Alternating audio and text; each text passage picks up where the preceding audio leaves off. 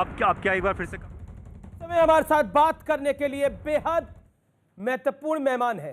मेरे साथ मौजूद हैं देश के वरिष्ठ नेताओं में से एक, पूर्व कैबिनेट मंत्री, कांग्रेस पार्टी के वरिष्ठ नेता, जम्मू कश्मीर के पूर्व मुख्यमंत्री गुलाम नबी आजाद। आजाद साहब, आपका अभिनंदन है न्यूज 18 पर। सबसे पहले तो मेरा यह सवाल है कि एक वाकया को याद कर कर प्रधानमंत्री भी संसद में भावुक हो गए और आपके भी आंसू छलक आए। अक्सर हमने संसद में वाद विवाद को देखा है, कई बार पक्ष गुस्सा हो जाता है, कई बार विपक्ष गुस्सा हो जाता है, हमने वॉकआउट देखे हैं, लेकिन पार्लियामेंट्री डेमोक्रेसी का यह एक बेहतरीन नजारा था। क्या कहना चाहते हैं आप? इसी को लोकतंत्र कहते हैं। लोकतंत्र में सदन के अंदर, सदन के बाहर तनाव भी रहता है, टोका टोकी भी होती है, एक दूसरे की निंदा भी होती है, लेकिन जब समय आया तो हम इकट्ठे वोट भी करते हैं और कभी कभी अगर अच्छा कोई कानून बनाए तो विपक्ष सरकार की तारीफ भी करता है और कभी विपक्ष के लोग अगर अच्छा सुझाव दे दें, अच्छा पॉइंट दे दें तो सत्ताधारी पार्टी के लीडर्स भी उसको बहुत अच्छा मानते हैं जी। और जब पार्लियामेंट से विदाई का समय आया तो उस वक़्त पार्टी के आधार पर नहीं होता है, बल्कि व्यक्तिगत उस व्यक्ति का कैसा स्वभाव रहा हो, पिछले वर्षों में किस तरह का कार्य उसने किया हो, किस तरह का काम किया हो सदन के अंदर, उस पर चर्चा होती है। तो मेरे ख्याल में जो परसों का विदाई भाषण था तो वो किसी बिल पर नहीं था, किसी कानून पर नहीं था, कोई विवादित चीज नहीं थी। लेकिन अक्सर विपक्ष आरोप लगाता है कि प्रधानमंत्री बड़े संवेदनहीन हैं, लेकिन राज्यसभा में प्रधानमंत्री का भी गला रुध गया और आपके भी आंसू छलक आए। क्या कहना चाहते हैं? क्योंकि जिस तरह से मैं उस दृश्य को देख रहा था उस समय, जिस तरह से प्रधानमंत्री ने आंसुओं के साथ आपको सैल्यूट किया, ऐसा हाल फिलहाल में या फिर गत कई वर्षों में नहीं देखा गया है।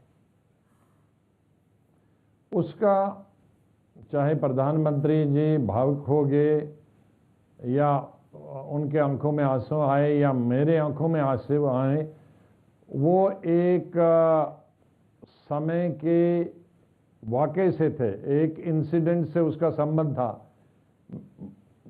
माननीय प्रधानमंत्री जी जब चीफ मिनिस्टर गुजरात की और मैं जब चीफ मिनिस्टर था जम्मू कश्मीर का, तो ये जो घटना हुई थी उस वक़्त 2006 में कि मिलिटेंटों ने कश्मीर के जो पर्यटक थे उन पे हमला किया, ग्रेनेड से हमला किया और बहुत सारे पर्यटक मर गए गुजरात के और कई जख्मी हो गए।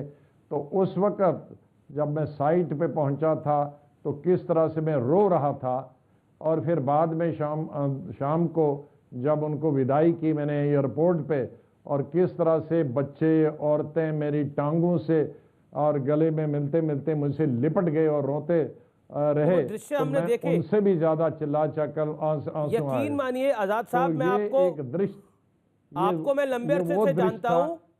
मैंने भी जब वो दृश्य को देखा उस दिन जब आपने इसका जिक्र किया तो हमने अपने आर्काइव से इस दृश्य को निकाला और दर्शकों को दिखाया कि किस तरह से आप भावुक हो गए थे बतौर मुख्यमंत्री।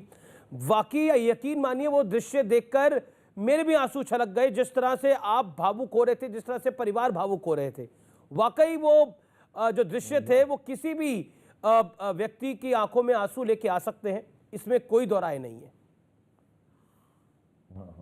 तो यही उसका जब हम उल्लेख कर रहे थे कि प्रधानमंत्री कह रहे हैं कि भाई हम लड़ाई करते हैं, लेकिन अच्छा जब हम इंसान भी हैं, चाहे गुजरात का आदमी हो और एक तरफ से मिलिटेंट उसको मारे और दूसरी तरफ से रोने वाला कश्मीरी है, कश्मीर का मुख्यमंत्री रोने वाला है, तो इसलिए उन्होंने सल्यूट किया कि भाई ये आप इंसान भी हैं, एक साथ साथ विपक्ष के नेता के साथ साथ अब अच्छे इंसान भी हैं, तो शायद इसकी वजह से वो सल्यूट उन्होंने किया।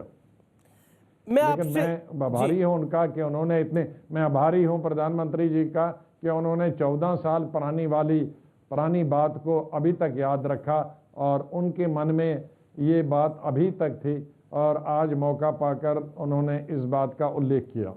14 साल पुरानी जी बात। जी आजाद साहब, मैं आपसे जानना चाहता हूं, बड़ा महत्वपूर्ण है, दो बड़ी घटनाएं हुई इस हफ्ते। एक तो आप राज्यसभा से आप रिटायर हो रहे हैं, आपका विदाई भाषण था, और प्रधानमंत्री मोदी भावुक हुए।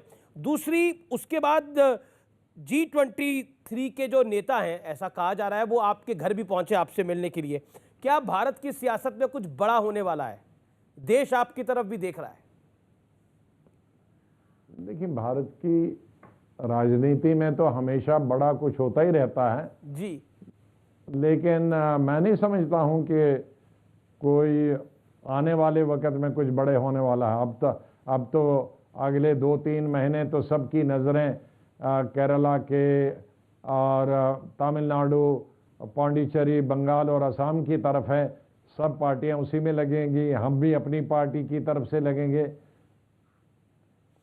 सदन के अंदर एक दूसरे की तारीफ करना एक बात है, लेकिन आखिर में हम सब अलग अलग पार्टियों से संबंध रखते हैं, सब पार्टीज की और हम सब की अलग अलग विचारधारा है। लेकिन आजाद साहब, आपकी तारीफ को लोगों ने बहुत चीजों के साथ जोड़ दिया।